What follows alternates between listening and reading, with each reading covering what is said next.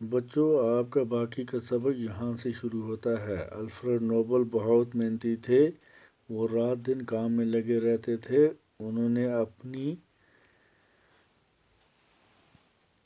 محنت سے بہت دولت پیدا کی۔ وہ بہت فراخ دل بھی تھے۔ انہوں نے اپنے ملازموں اور مزدوروں کے رہنے کے لیے اچھے ہوادار مکان بنوائے اور اپنے منافع میں کام کرنے والوں کو بھی شریک کیا۔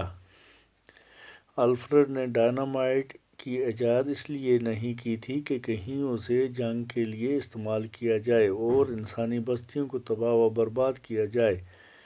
اس ایجاد سے ان کا مقصد یہ تھا کہ پہاڑوں اور چٹانوں کو توڑ کر پتھر مہیا کیے جائیں اور کانوں سے دھاتیں برآمد کی جائیں۔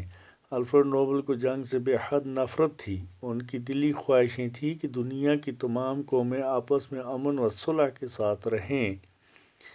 اس لیے ہر سال امن انعام اس شخص کو دیا جاتا ہے جو دنیا میں امن قائم کرنے کے لیے کوئی غیر معمولی کارنامہ انجام دے۔ الفریڈ ایک لڑکی سے شادی کرنا چاہتے تھے مگر اس کا انتقال ہو گیا۔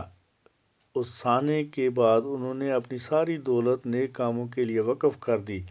انہوں نے تمام عمر شادی نہیں کی اور یہ وصیت کی کہ ان کی آمدنی سے ہر سال انعامات دیے جائیں۔ لہٰذا ان کی وصیت کے مطابق ہر سال دنیا کے بڑے سائنسدانوں، ادیبوں، ماہرین اقتصادیات اور امن کے لیے کام کرنے والوں کو یہ انعامات دیے جاتے ہیں۔